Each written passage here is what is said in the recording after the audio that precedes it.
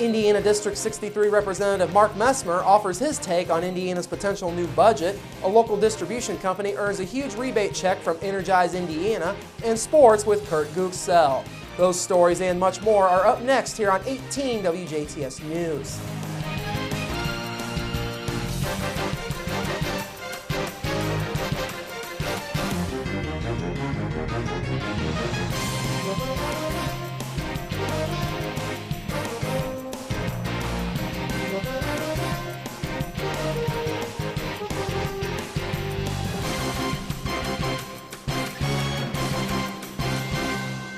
Hello, I'm Bradford Raths. In your news, as the Indiana House and Senate wrap up voting in this year's legislative session, one of the key elements has been passing a balanced budget. Voting on the budget is underway this evening, and Indiana District 63 State Representative Mark Messmer says he expects it to pass. Messmer offers his overall reaction. Well, I'm real happy with the budget that we ended up with out of conference committee. The House and Senate versions weren't that far apart to begin with.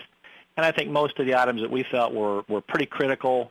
The Senate negotiators, came our direction. Messmer points to increases in road and education funding as two of the biggest points of emphasis in the new budget. Tune in to 18 WJTS News on Monday for more from Representative Messmer on Indiana's potential new budget.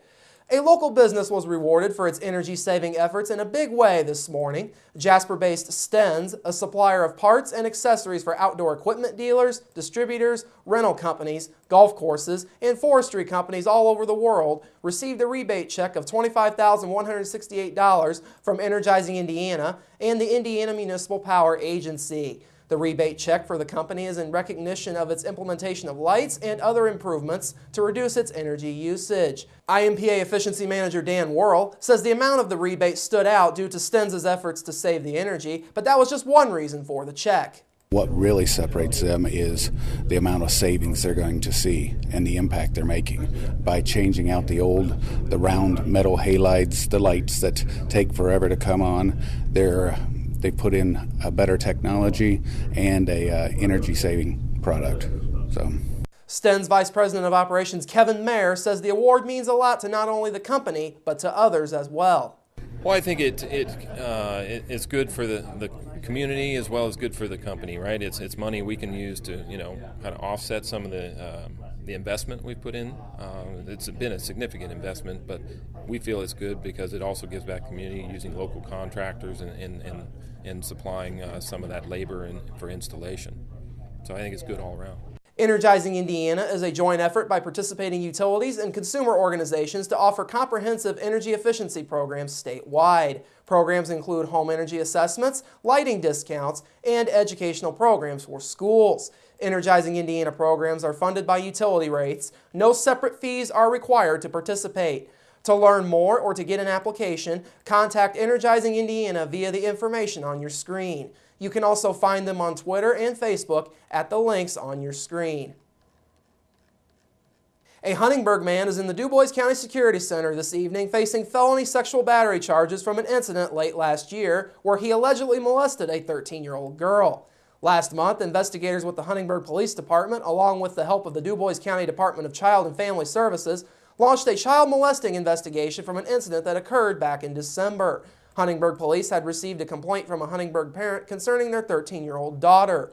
As a result of their investigation, Huntingburg police arrested 70-year-old James House after police and DCS investigators spoke with House for further questioning at the Huntingburg Police Department. House was taken into custody at 5:30 Thursday afternoon and charged with a Class D felony of sexual battery. He was taken to the security center where he is currently being held on bond. 3 people were arrested after a routine traffic stop in Martin County early Thursday morning found a driver with a suspended license and methamphetamine in the vehicle. Indiana State Police say 35-year-old Rector Worley of Indianapolis failed to signal for a left-hand turn at the intersection of Southwest 1st and Sheridan Streets in Lagodi at approximately 12:15 yesterday morning. After stopping the vehicle, police say it was determined that Worley was driving on a suspended license. Also during the stop, a trooper found a mason jar in the vehicle containing methamphetamine and several other items commonly associated with the use and manufacturing of meth. Worley and 2 passengers in the vehicle, 36-year-old Shirley Coker and 38-year-old Tanya Stone, both of Lagodi, were arrested and lodged in the Martin County Jail. With information gathered during the traffic stop, state police also applied for and received warrants to search both Coker's and Stones' residences. At Stones' residence in the 100 block of Southwest 3rd Street in Lagodi, police located methamphetamine, marijuana, and drug paraphernalia. Stone's child was also at the residence and was turned over to other family members. At Coker's residence on East North 1st Street, just outside of Lagodi in Alfordsville, meth and precursors were located. The Indiana State Police clandestine lab team was called to the scene to assist with collecting evidence and to ensure that all chemicals present were safe. Worley faces a Class D felony for maintaining a common nuisance, Class C felonies for possession of methamphetamine and dealing methamphetamine, and a Class A misdemeanor for possession of paraphernalia. Coker faces 4 charges from the traffic stop, a Class D felony for maintaining a common nuisance, Class C felonies for possession of methamphetamine and dealing methamphetamine, and a Class A misdemeanor for possession of paraphernalia. Stone faces Class D felonies for maintaining a common nuisance and neglect of a dependent, a Class C felony for possession of methamphetamine, and 2 Class A misdemeanors for possession of paraphernalia. Indiana State Police were assisted by the Martin County and Davies County Sheriff's Departments and the Shoals Police Department. Last night, the Huntingburg City Council officially passed an ordinance that will increase parking fines in the city. Overtime parking is now a $10 fine, parking violations will now draw a $20 fine, and parking in a handicap space is a $50 fine. The new fines match state guidelines for each of the respective violations. Huntingburg Mayor Denny Spenner says the new ordinance finally gives police a way to crack down on parking violators. This is not going to change how we enforce those parking regulations, but would give the police the tools they need should there be a situation where they have a negligent situation that gives them an ordinance that they can enforce and make the penalty worth enforcing.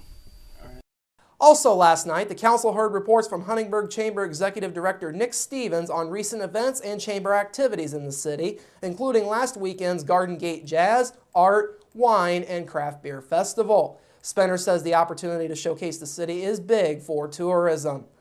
The whole idea of making our downtown and our community a place where people want to come and spend time was really acted out in this last couple of weeks. That's what excites me about the downtown revitalization plan is we look at that and making our downtown area even more attractive.